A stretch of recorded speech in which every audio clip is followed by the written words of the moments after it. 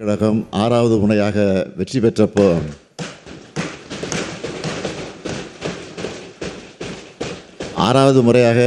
பெற்றப்போ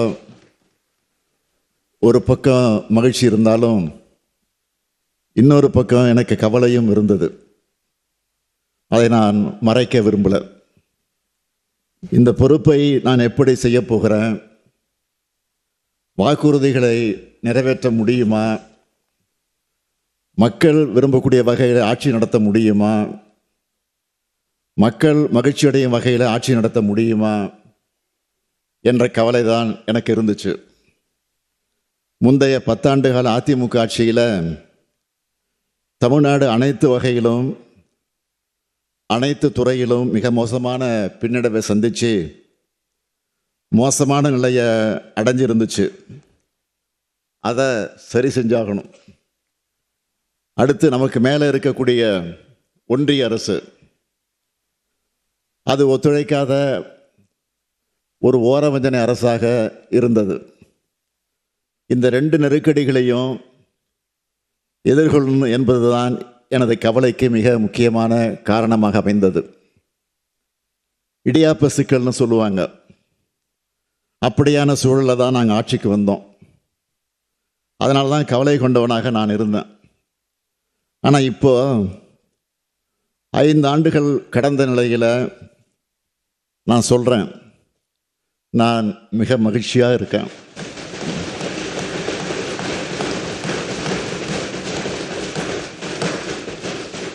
இன்னும் சொன்னால் மிக மிக மகிழ்ச்சியாக இருக்கிறேன்.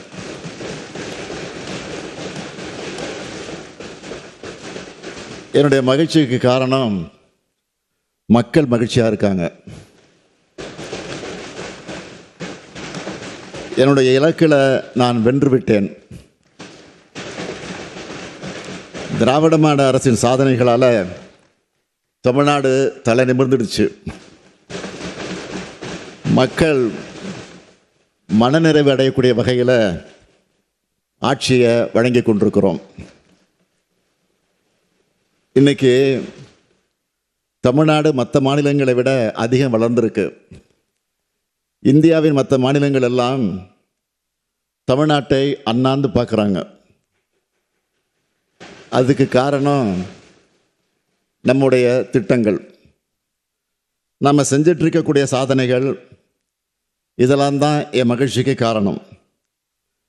அடுத்து இன்னும் பெருமையோட கான்ஃபிடென்ட்டாக சொல்கிறேன், நாங்கள் அமைக்கப் போகிற திராவிட மாடல் 2.0 ஆட்சி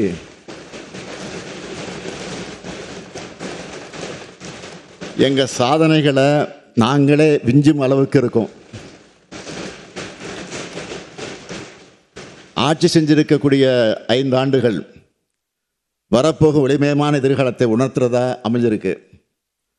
6வது முறை ஆட்சி அமைந்தபோது அது விடியல் ஆட்சியாக அமையும்னு சொன்னோம்.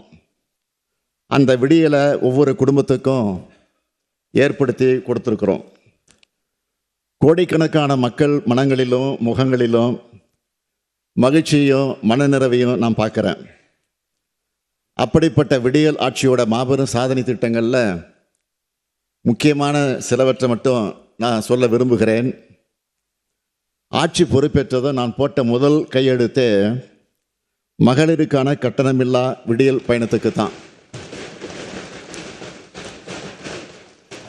இந்த பயணங்களால் நாள்தோறும் 800 ரூபாய் முதல் 1200 ரூபாய் வரை ஒவ்வொரு மகளிரும் சேமிக்கிறாங்க.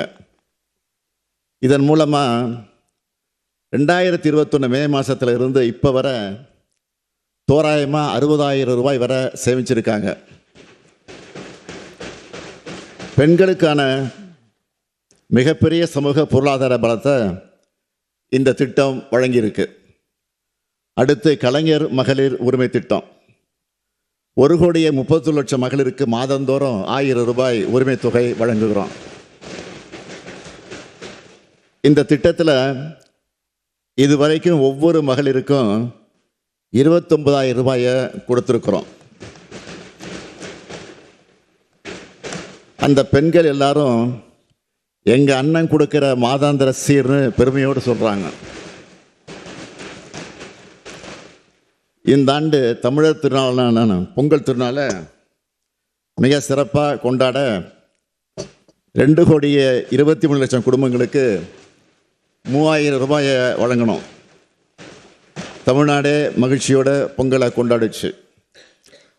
தமிழ்நாடு முழுக்க 20,59,000 பள்ளி குழந்தைகள் தினமும் காலையில் சூடான சத்தான சுவையான உணவை சாப்பிட்றாங்க. நான் முதல்வன் திட்டத்தில் 48,65,000 பயிற்சி சான்றிதழ்கள் வழங்கப்பட்டிருக்கு. புதுமை பெண் மற்றும் தமிழ் புதல்வன் திட்டங்களில் 12 லட்சம் மாணவ மாணவியர் மாதந்தோறும் 1000 ரூபாய் பெறுகிறார்கள்.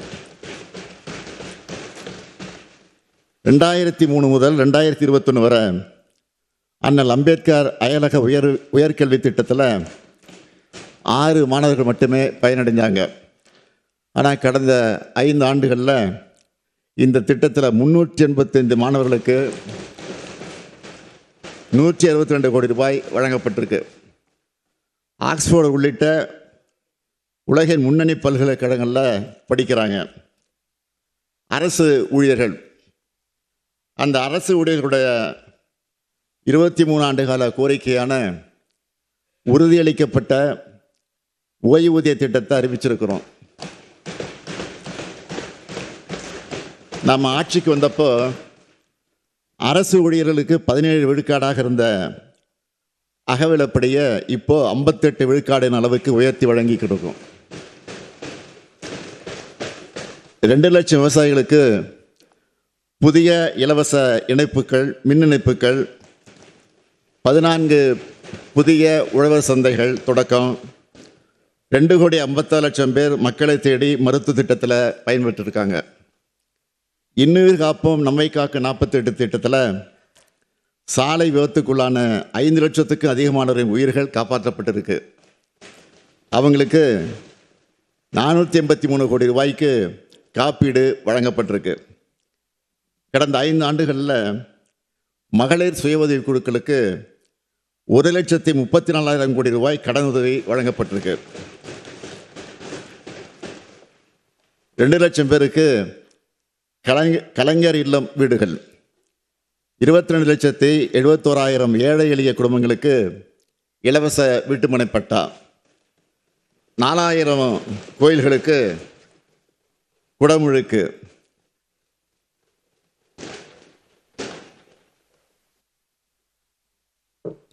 8,000 கோடி ரூபாய் மதிப்பிலான கோயில் சொத்துக்கள் எல்லாம் மீட்கப்பட்டிருக்கு. 12 லட்சம் கோடி ரூபாய் மதிப்பிலான புதிய தொழில் முதலீடுகள் ஈர்ப்பு. தாய் மாணவர் திட்டத்தில் மூத்த குடிமக்கள் மற்றும் மாற்றுத்திறனாளிகள் 27,55,000 பேருக்கு வீடு தேடி ரேஷன் பொருட்கள். 5,700 கோடி ரூபாய் மாற்றுத்திறனாளிகள் நலனுக்காக ஒதுக்கீடு. சர்வதேச தேசிய அளவிலான போட்டிகளில் வென்ற 200 விளையாட்டு வீரர்களுக்கு அரசு பணி. கிண்டியில் கலைஞர் நூற்றாண்டு உயர் சிறப்பு மருத்துவமனை, மதுரையில் கலைஞர் நூற்றாண்டு நூலகம், சென்னையில் கிளாம்பாக்கம் கலைஞர் நூற்றாண்டு பேருந்து முனையம், திருச்சி பஞ்சப்பூரில் கலைஞர் ஒருங்கிணைந்த பேருந்து முனையம், முதல்வர் படைப்பகங்கள், 38 மாதிரி பள்ளிகள், 37 அரசு கலை மற்றும் அறிவியல் கல்லூரிகள், 10 லட்சம் மாணவர்களுக்கு மடிக்கணினிகள், 19 தோழி விடுதிகள், 141 மினி ஸ்டேடியங்கள். பழங்குடியினர் வாழ்க்கை தரத்தை உயர்த்த 1000 கோடி ரூபாயில் தொல்குடி திட்டம், 1000 கோடி ரூபாயில் அயோத்திதாசர் பெயரிலான ஆதிதிராவிட குடியிருப்புகள் மேம்பாட்டு திட்டம், 6,045 கோடி ரூபாயில் வட சென்னை வளர்ச்சி திட்டம். நெடுஞ்சாலைத்துறை மூலமாக 24,774 கிலோமீட்டர் நீள சாலைகள், 180 உயர்மட்ட பாலங்கள், 20,484 கிலோமீட்டர் தூரத்துக்கு கிராம சாலைகள் மேம்பாடு, 121 தடுப்பு அணைகள், 101 அணைக்கட்டுகள், மிக நீளமான ஜிடி நாயுடு மேம்பாலம், மிக நீளமான வீரமங்கை வேலுநாச்சியார் மேம்பாலம், 87 கூட்டு குடிநீர் திட்டங்கள். அதன் மூலமாக 3 கோடி மக்கள் பயன்பெறக்கூடிய 75 லட்சம் வீட்டு இணைப்புகள், விடுதலை போராட்ட வீரர்கள் உள்ளிட்ட முக்கிய தலைவர்களுக்கு 23 மணிமண்டபங்கள், 70 சிலைகள் அமைக்கப்பட்டுள்ளன.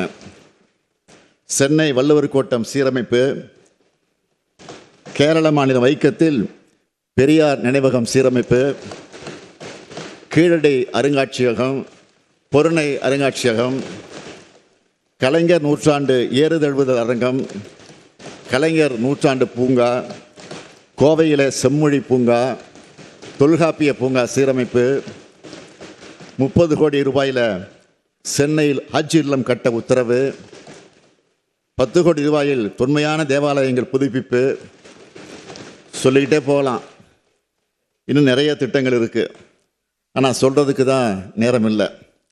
இந்த அரசை பொறுத்த வரைக்கும் ஒரு சாதனை செஞ்சால் அதை மிஞ்சிறதா இன்னொரு சாதனை வரும், அடுத்து அதை விஞ்சிறதா மற்றொரு சாதனை வரும். இப்படி சாதனைக்கு மேல் சாதனை, சாதனைகளை படைக்கிறது தான் நம்முடைய திராவிட மாடல் அரசு.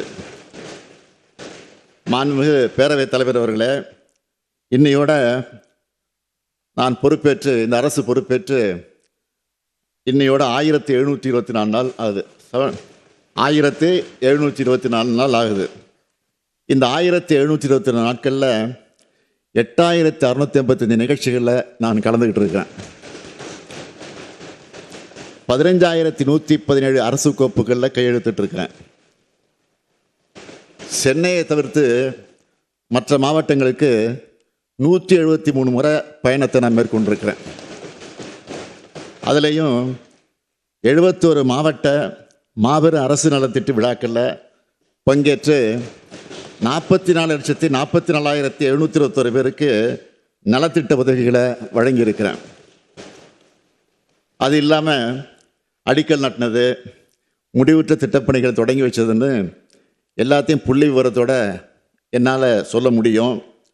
கடந்த 5 ஆண்டுகளில் இந்த முத்துவேல் கருணாநிதி ஸ்டாலின் என்ன செய்தான் என்றால், ஒவ்வொரு நாளும் மக்களுக்காக வாழ்ந்தான், மக்களுக்காக திட்டங்களை தீட்டினான், மொத்தமாக தமிழ்நாட்டை வளர்த்தெடுத்தான். இதெல்லாம் வெறும் புகழ்ச்சி இல்லை, எல்லாமே உண்மை. இதை எதிர்க்கட்சிகளால் தாங்கிக்க முடியாது என்பதையும் வராத நிலையில் நாம் புரிஞ்சிக்க முடியுது. ஆனால் தமிழ்நாட்டுக்காக தமிழ்நாட்டினுடைய நலனுக்காக செயல்பட வேண்டிய ஆளுநர் அவர்கள் தமிழ்நாட்டுக்கு எதிராக, மக்களுக்கு பாடுபடக்கூடிய நமக்கு எதிராக தொடர்ந்து செயல்படுவது தான் நமக்கு உள்ளபடிய வேதனையாக இருக்குது. மாண்புமிகு ஆளுநர் அவர்கள் தான் படிக்க வேண்டிய உரையை படிக்காமல் போகிறது வேடிக்கையாக இருக்குது. இன்னும் சொல்லணும்னா, அவர் வகிக்கிற பதவியை அவரே அவமானப்படுத்துகிறார். இந்திய அரசியலமைப்பு சட்டத்தையே ஒரு பொறுப்புள்ள பதவியில் இருந்துட்டு கேவலப்படுத்துகிற செயலாக இருக்குது.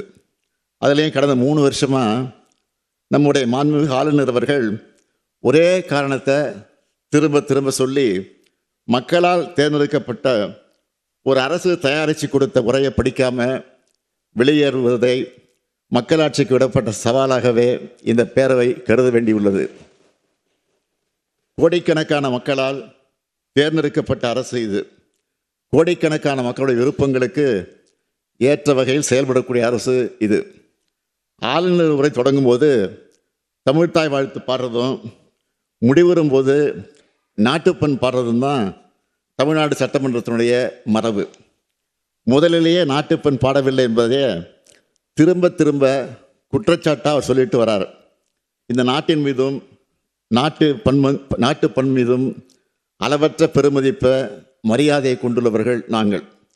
தேசிய ஒருமைப்பாட்டிலையும் நாட்டுப்பற்றிலையும் யாருக்கு குறைஞ்சவர்கள் அல்ல நாங்கள் என்பதை இந்த பேரவை உறுப்பினர் சார்பாக ஆளுநர் அவர்களுக்கு அழுத்தம் திருத்தமாக நான் சொல்லிக்க விரும்புகிறேன்.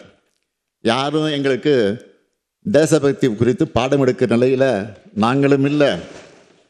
தேசபக்தி பாடம் எடுக்கக்கூடிய அளவுக்கு இந்த தேசத்துக்காக அவங்க போராடியவங்களும் இல்லை.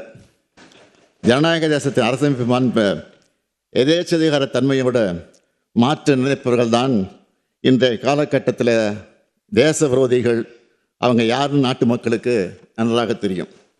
மாண்புமிகு பேரவைத் தலைவர் அவர்களே, ஆளுநர் உரைக்கு நன்றி தெரிவிக்கக்கூடிய தீர்மானத்தின் மீதான விவாதத்தை நம்முடைய எழும்பூர் தொகுதி உறுப்பினர் பரந்தாமன் அவர்கள்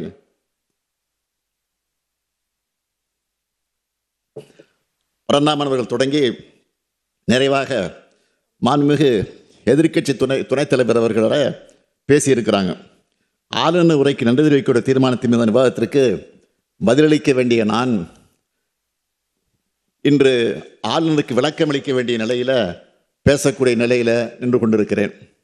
இது பேரறிஞர் பெருந்தகை அண்ணாவும் முத்தமிழறிஞர் கலைஞரும், இன்னும் சொன்னால் மக்கள் திலகம் எம்ஜிஆரும் அம்மையார் ஜெயலலிதா அவர்களும் எதிர்கொள்ளாத நெருக்கடி இது. அவங்க காலத்தில் இருந்த ஆளுநர் கூட இப்படி இல்லை. ஆனால் முரண்பாடுகள் இதயத்தில் இருந்தாலும் அதை ரணமாக்கும் வகையில் செயல்பட்டதில்லை. அந்த வகையில் அளவுக்கு அதிகமான சோதனைகளை எதிர்கொண்டவனாக நான் நின்று கொண்டிருக்கிறேன். என்னை பொறுத்த வரைக்கும் சோதனைகள் எனக்கு புதிதல்ல. சோதனைகளை வென்று வளர்ந்தவன் நான். என்னை சீண்டி பார்ப்பவர்கள் மனசுக்குள்ள மகிழ்ச்சி அடையலாமே தவிர அது என்னை எதுவும் செய்ய முடியாது. மாண்புமிகு ஆளுநர் அவர்கள் தன்னுடைய உரையை வாசிக்காம வெளியேறினது ஏன் என்பதற்காக 13 குற்றச்சாட்டுகளோட ஒரு அறிக்கையை ஆளுநர் மாளிகை வெளியிட்டிருக்கு. நான் அவருக்கு சொல்ல விரும்புவது, கடந்த நிதியாண்டில் 11.19 விழுக்காடு அளவுக்கு நாட்டிலேயே உயரிய பொருளாதார வளர்ச்சியை தமிழ்நாடு அடைஞ்சிருக்கு. 14 ஆண்டுகளுக்கு பிறகு தமிழ்நாடு மீண்டும் இரட்டை இலக்க பொருளாதார வளர்ச்சியை எட்டியிருக்கு. இதை சொல்கிறது நாங்கள் அல்ல, ஒன்றிய அரசின் புள்ளியியல் துறை. ஆளுநர் கேள்வி கேட்கணும்னா அவரை இங்கே அனுப்பி வச்சாங்களே ஒன்றிய அரசு, அவங்கள தான் போய் கேட்கணும். இன்னும் அவருக்கு நான் சில புள்ளி விவரங்களை சொல்கிறேன். தமிழ்நாட்டினுடைய மொத்த உள்நாட்டு உற்பத்தி 17,23,698 கோடி ரூபாயாக உயர்ந்திருக்கு. தமிழ்நாட்டோட தனிநபர் வருமானம் 3,58,000 ரூபாய்.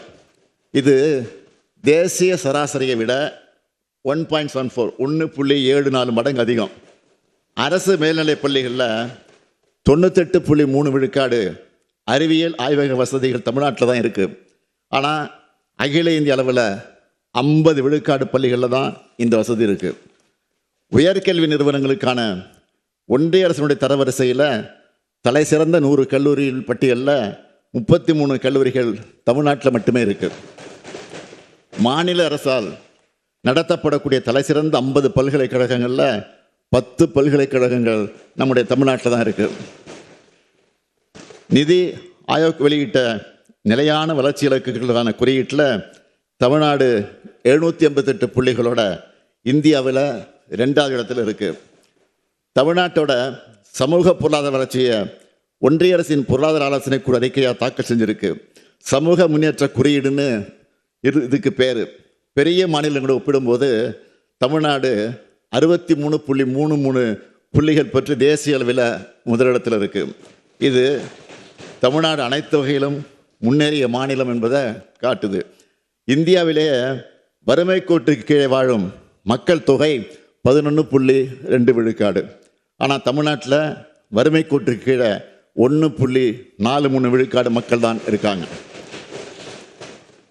அதையும் இல்லாமலாக்க தாய் மாணவ திட்டத்தை தொடங்கி செயல்படுத்திக்கிட்டு இருக்கோம்.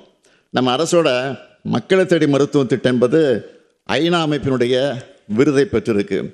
இந்தியாவிலேயே அதிக தொழிற்சாலைகள் கொண்ட மாநிலம் நம்முடைய தமிழ்நாடு தான். புத்தாக்க நிறுவனங்களை உருவாக்குறதுல best performer state startup தரவரிசை பட்டியலில் 2018 கடைசியில் இருந்த தமிழ்நாடு 2022 ஆண்டுக்கான தரவரிசையில் முதலிடத்தை அடைஞ்சிருக்கு. ஏற்றுமதி தயார்நிலை குறியீட்டில் இந்தியாவிலேயே தமிழ்நாடு 80.89 புள்ளிகளுடன் முதலிடம். மின்னணு சாதனங்கள் ஏற்றுமதியில் தேசிய அளவில் 41.23 விழுக்காடு பெற்று நாட்டிலேயே முதன்மை மாநிலம். தோல் பொருட்கள் மற்றும் ஜவுளி ஆகிய பொருட்களில் ஏற்றுமதியில் முதன்மை மாநிலம். ஒட்டுமொத்த நாட்டின் காலணி மற்றும் தோல் பொருட்கள் உற்பத்தியில் தமிழ்நாடு 38 விழுக்காடு பங்கு வகிக்குது. பன்னாட்டு முக்கியத்துவம் வாய்ந்த 20 ராம்சார் தலங்கள் தமிழ்நாட்டில் தான் இருக்குது. எண்ணெய் வித்துக்கள், நிலக்கடலை, கரும்பு உற்பத்தி திறனில் முதலிடம், மக்காச்சோள உற்பத்தி திறனில் 2வது இடம். சட்டம் ஒழுங்கை பொறுத்த வரைக்கும் கடந்த கால அதிமுக ஆட்சியோட ஒப்பிடுகளில் கொலைகள், ஆதாய கொலைகள், வழிப்பறி, திருட்டு, பாலியல் வன்கொடுமைகள்னு எல்லாமே பெருமளவு குறைந்திருப்பது புள்ளி விவரங்கள் நமக்கு உறுதியாக்குது. அதிக அளவு உள்நாட்டு சுற்றுலா பயணிகள் வருகை புரிந்த மாநிலமாக இந்தியாவில் தமிழ்நாடு 2வது இடம். 69 பொருட்களுக்கு புவிசார் குறியீடு பெற்று இந்திய அளவில் தமிழ்நாடு 2வது இடத்துல இருக்குது. நாம் ஆட்சி பொறுப்புக்கு வரும்போது 73ஆக இருந்த பெருகால இறப்பு விகிதத்தை 40ஆகவும், குழந்தை இறப்பு விகிதத்தை 10.4 இருந்து 6.9ஆக குறைச்சிருக்கிறோம். மாற்றுத்திறனாளிகளுக்காக சிறப்பாக சேவை புரிந்த முதல் மாநிலமாக தேர்வு செய்யப்பட்டு ஒன்றிய அரசால் தமிழ்நாடு விருது பெற்றிருக்கு. சிறந்த நீர் மேலாண்மைக்காக தேசிய அளவில் 3வது இடம். காச நோயை ஒழிக்க தமிழ்நாடு எடுத்து வரும் முயற்சிகளை பாராட்டி தமிழ்நாட்டின் 9 மாவட்டங்களுக்கு விருதுகள் வழங்கப்பட்டிருக்கு. காகிதமில்லா சட்டமன்ற திட்டத்தினை மிக சிறப்பாகவும் விரைவாகவும் செயல்படுத்துவதற்காக ஒன்றிய நாடாளுமன்ற விவகாரத்துறை அமைச்சகம் விருது வழங்கியிருக்கு. உணவு பதப்படுத்தும் குறு சிறு நிறுவனங்களின் சிறந்த செயல்திறனுக்காக தமிழ்நாட்டுக்கு விருது வழங்கப்பட்டிருக்கு. மாநில கூட்டுறவு வங்கியின் சிறந்த சேவைக்காக உள்துறை அமைச்சர் அமித்ஷா அவர்களே விருது வழங்கியிருக்கிறார். ஒன்றிய அரசிடம் இருந்து மட்டும் தமிழ்நாடு 65க்கும் மேற்பட்ட விருதுகளை வாங்கியிருக்கு. இவ்வளவுக்கும் பிறகும் ஆளுநர் விமர்சிக்கிறார் என்று சொன்னால் அவருடைய பார்வைதான் பழுதுபட்ட பார்வையாக இருக்கிறது.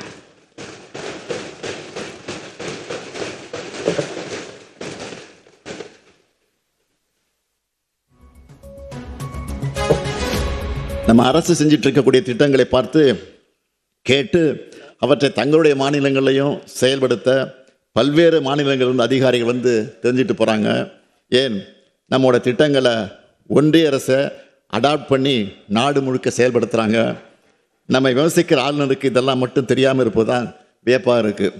இங்கே மதச்சண்டை இல்லை, சாதி சண்டை இல்லை, கும்பல் வன்முறை இல்லை, தொடர் வன்முறை இல்லை. இதுதான் திராவிட மாடல் ஆட்சியினுடைய சாதனை. இந்த சாதனைகள் வரிசையில் மேலும் சில அறிவிப்புகளை வெளியிட நான் விரும்புகிறேன். முதல் அறிவிப்பு, கலைஞரின் கனவு இல்ல திட்டத்தின் கீழ் ஏற்கனவே 2 லட்சம் வீடுகள் உருவாகி இருக்கக்கூடிய நிலையில் மேலும் புதிதாக 3500 கோடி ரூபாய் மதிப்பீட்டில் 1 லட்சம் வீடுகள் கட்டப்படும்.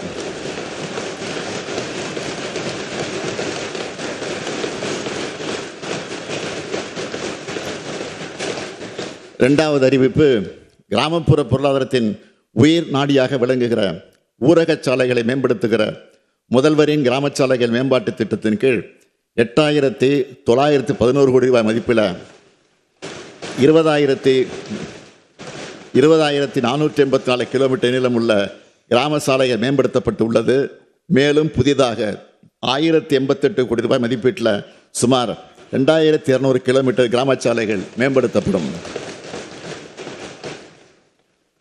மூன்றாவது அறிவிப்பு, ஏழை மற்றும் விளிம்பு நிலையில் வாழும் மக்களை பாதுகாக்கும் சமூக பாதுகாப்பு திட்டத்தின் கீழ் ஏற்கனவே 33,60,000க்கும் மேற்பட்ட மூத்த குடிமக்கள், மாற்றுத்திறனாளிகள், கைம்பெண்கள், விவசாய தொழிலாளர்கள், விவசாயிகள், கணவனால் கைவிடப்பட்ட ஆதரவற்ற பெண்கள் மற்றும் 50 வயதுக்கு மேற்பட்ட ஆதரவற்ற திருமணமாகாத பெண்கள் மாதாந்திர ஓய்வூதியம் பெற்று வரும் நிலையில் உங்களுடன் ஸ்டாலின் திட்டத்தின் கீழ் அளித்த விண்ணப்பங்கள் உள்ளிட்ட கோரிக்கைகளின் அடிப்படையில் கூடுதலாக 1,80,000 நபர்களுக்கு மாதாந்திர ஓய்வூதியம் வழங்கப்படும். இதற்கான விழா வரும் 4/2/2026 அன்று தமிழ்நாடு முழுவதும் நடைபெறும் என்பதை மகிழ்ச்சியுடன் தெரிவித்துக் கொள்கிறேன். அடுத்த அறிவிப்பு, இந்தியாவில் வேறு எந்த மாநிலத்திலும் இல்லாத வகையில் முதல் முறையாக முத்தமிழறிஞர் கலைஞர் அவர்கள்தான் 2008 சத்துணவு ஊழியர்களுக்கு காலமுறை ஊதியம் வழங்கினார். அந்த சாதனையின் தொடர்ச்சியாக சத்துணவு அமைப்பாளர்கள், அங்கன்வாடி பணியாளர்கள், கிராம ஊராட்சி செயலாளருக்கான ஓய்வூதியம் 2000 ரூபாயிலிருந்து 3400 ரூபாயாகவும், பணி நிறைவின் போது அவங்களுக்கு வழங்கப்படும் ஒட்டுமொத்த தொகை 1 லட்சம் ரூபாயிலிருந்து 2 லட்சம் ரூபாயாகவும் உயர்த்தி வழங்கப்படும்.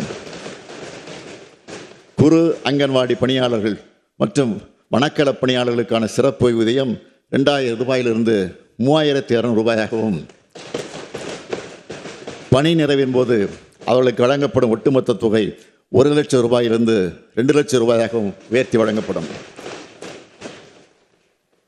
அங்கன்வாடி உதவியாளர்கள், சமையலர்கள், சமையல் உதவியாளர்கள் மற்றும் தூய்மை பணியாளர்களுக்கான சிறப்பு ஓய்வூதியம் 2000 ரூபாயிலிருந்து 3000 ரூபாயாகவும், பணி நிறைவின் போது அவங்களுக்கு வழங்கப்படும் ஒட்டுமொத்த தொகை 50,000 ரூபாயிலிருந்து 1 லட்சம் ரூபாயாகவும் உயர்த்தி வழங்கப்படும். சிறப்பு ஓய்வூதியம் பெற்று வரும் சத்துணவு அமைப்பாளர்கள், அங்கன்வாடி பணியாளர்கள், கிராம ஊராட்சி செயலர்கள் இறந்துவிட்டால் அவங்களுடைய குடும்பத்துக்கு குடும்ப ஓய்வூதியமாக 1200 ரூபாயும், மேலும் சிறப்பு ஓய்வூதியம் பெற்று வரும் குறு அங்கன்வாடி பணியாளர்கள் மற்றும் வனக்கள பணியாளர்கள் உள்ளிட்ட இதர சிறப்பு காலமுறை உதவி பணியாளர்கள் இறந்துவிட்டால் அவங்களுடைய குடும்பத்துக்கு குடும்ப ஓய்வூதியமாக 1100 ரூபாயும் வழங்கப்படும். மேலும் சிறப்பு ஓய்வூதியம் பெற்று வரும் அங்கன்வாடி உதவியாளர்கள், சமையலர்கள், சமையல் உதவியாளர்கள் மற்றும் தூய்மை பணியாளர்கள் உள்ளிட்ட இதர சிறப்பு காலமுறை ஊதிய பணியாளர்கள் இறந்துவிட்டால் அவங்களுடைய குடும்பத்துக்கு ஓய்வூதியமாக 1000 ரூபாய் வழங்கப்படும்.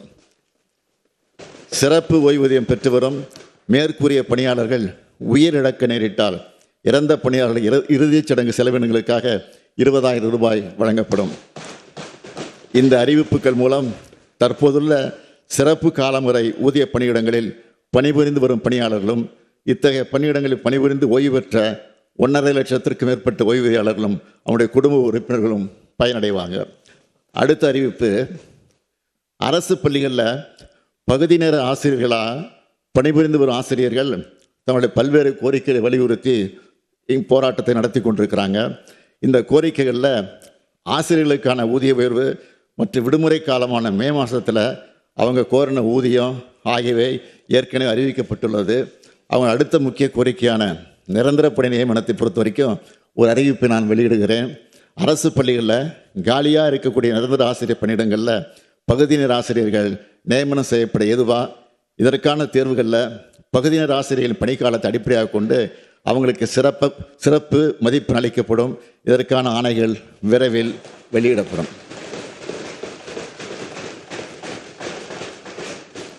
மாண்புமிகு பேரவைத் தலைவர் அவர்களே, கடந்த தேர்தலின் போது யாரும் கொடுக்காத வாக்குறுதிகளை நாங்கள் கொடுத்தோம். முடிந்த அளவுக்கு அந்த வாக்குறுதிகளை நிறைவேற்றியும் இருக்கிறோம். உங்களால் நிறைவேற்ற முடியாதுன்னு சவால் விடப்பட்ட வாக்குறுதிகளையும் நாங்கள் நிறைவேற்றி காட்டியிருக்கிறோம். இவங்க செய்யவே மாட்டாங்கன்னு சொல்லப்பட்ட வாக்குறுதிகள் எல்லாம் செஞ்சுக்கிட்டு இருக்கோம். தமிழ்நாட்டில் அனைத்து துறையும் எப்போ வளரணும்னு ஏக்கத்தில் இருந்தவங்களுடைய வாட்டத்தை போக்க அனைத்து துறையிலும் சமச்சீரான வளர்ச்சியை அடைஞ்சிருக்கிறோம். பெரிய நகரங்களுக்கு மட்டும்தான் தொழிற்சாலைகளா, பாலங்களா, சாலைகளா, நூலகங்களா, கல்லூரிகளா, உள்கட்டமைப்பு வசதிகளான்னு செழிப்போடு கேட்டதை மாற்றி எல்லா பகுதிகளுக்கும், அனைத்து பகுதிகளுக்கும், அனைத்து மாவட்டங்களுக்கும் அனைத்தையும் கொண்டு சென்றிருக்கிறோம். இவை அனைத்திலும் சமூக நீதியை, சமநீதியை நிலைநாட்டியிருக்கிறோம். இவை அனைத்தும் என்னால் தான் ஆனதுன்னு கர்வம் கொள்ளக்கூடியவன் அல்ல நான். மூத்த அமைச்சர்கள், நம்முடைய துணை அமைச்சர் உள்ளிட்ட அமைச்சரின் பங்களிப்பு இல்லாமல் இதை நான் செயல்படுத்தி இருக்க முடியாது. ஆக்கபூர்வமான ஆலோசனை வழங்கிய இங்கே இருக்கக்கூடிய சட்டமன்ற உறுப்பினர் இல்லாமல் இதெல்லாம் சாதனையான படைச்சிருக்க முடியாது. அது மட்டுமல்ல, தலைமைச் செயலாளர் தொடங்கி காவல்துறை உள்ளிட்ட அனைத்து அரசு துறை அதிகாரிகள், அனைத்து நிலையிலும் பணியாற்றக்கூடிய ஊழியர்கள் வர அனைவருடைய பங்களிப்பும் இதில் இருக்குது. தமிழ்நாட்டின் கடைகோடி மனிதருக்கும் எல்லா திட்டங்களும் சென்று சேர்வதை உறுதி செய்கிறோம். ஊர்கூடி தேர்தலுக்குன்னு சொல்லுவாங்களே, அதே போல் அரசின் ஒவ்வொரு அணுவும் மக்களுக்காக செயல்படுற காரணத்தால் தான் சாத்தியமாச்சு. எனக்கு உயிரும் உணர்வுமாக இருந்து என்னை இயக்கி கொண்டிருப்பது திராவிட முன்னேற்ற கழகத்தின் கோடிக்கணக்கான உடன்பிறப்புகள் தான்.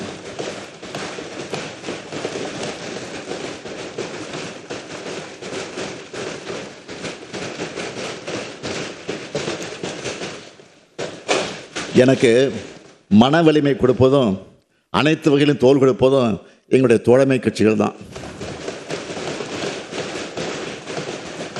ஜனநாயகத்தின் ஒரு பக்கம் ஆளுங்கட்சின்னா இன்னொரு பக்கம் எதிர்கட்சிகள். மக்கள் மன்றத்தில் தேவையற்ற பல விமர்சனங்கள் செஞ்சாலும் இந்த சட்டமன்றத்தில் சில ஆலோசனைகளும் வைத்திருக்கக்கூடிய எதிர்கட்சி உறுப்பினர்களுக்கும் என்னுடைய நன்றியை தெரிவிச்சுக்கிறேன். கனிவான நேரத்தில் கனிவாகவும், கண்டிக்க வேண்டிய நேரத்தில் கண்டிச்சும் ஆசிரியராகவே செயல்பட்ட பேரவைத் தலைவர்களுக்கும் நன்றி. துணைத் தலைவர், பேரவைச் செயலாளர் உள்ளிட்ட அனைவருக்கும் நன்றி தெரிவிச்சுக்கிறேன். மாண்புமிகு பேரவைத் தலைவர் அவர்களே, இந்த ஆளுநர் உரைக்கு நன்றி தெரிவிக்க தீர்மானத்தின் மீது 17 உறுப்பினர்கள் பேசியிருக்கிறாங்க. 5 உறுப்பினர்கள் 58 திருத்தங்களை வழங்கியிருக்கிறாங்க. இந்த அரசுக்கு உதவுற வகையில் பல்வேறு ஆக்கப்பூர்வமான ஆலோசனைகளையும் விமர்சனங்களையும் தெரிவிச்சிருக்கிறாங்க. அதே போல் சில கோரிக்கைகளையும் முன் வச்சிருக்கிறாங்க. அவை அனைத்தும் அமைச்சர்களுக்கு அனுப்பி வைக்கப்பட்டு உரிய நடவடிக்கை எடுப்பதற்காக முயற்சி மேற்கொள்ளப்படும். உங்களுடைய ஆலோசனைகளை கருத்திலே கொண்டு அதில் நியாயமான கோரிக்கைகளை இந்த அரசு உறுதியாக நிறைவேற்றும். எனவே இந்த விளக்கத்தை ஏற்றுக்கொண்டு மாண்புமிகு உறுப்பினர்கள் தங்களுடைய திருத்தங்களை திரும்ப பெற்றுக்கொண்டு ஆளுநர் உரைக்கு நன்றி தெரிவிக்கும் தீர்மானத்தை நிறைவேற்றி தர வேண்டும் என்று கேட்டுக்கொள்கிறேன். மாண்புமிகு பேரவைத் தலைவர்களே, இந்த பேரவைக்கும் நாட்டுக்கும் நாட்டு மக்களுக்கும் நான் சொல்வது ஒன்றுதான். நான் இந்த 5 ஆண்டு காலத்தில் எனக்கும் என் மனசாட்சிக்கு கட்டுப்பட்டு தினந்தோறும் திட்டங்களை தீட்டி உழைச்சிருக்கிறேன். இன்னும் உழைக்க காத்திருக்கிறேன். இந்த 5 ஆண்டு கால உழைப்பையும் வளர்ச்சியையும் பார்த்து அடுத்த 5 ஆண்டுகளுக்கும் திராவிட மாடல் ஆட்சி தான் தொடரணும்னு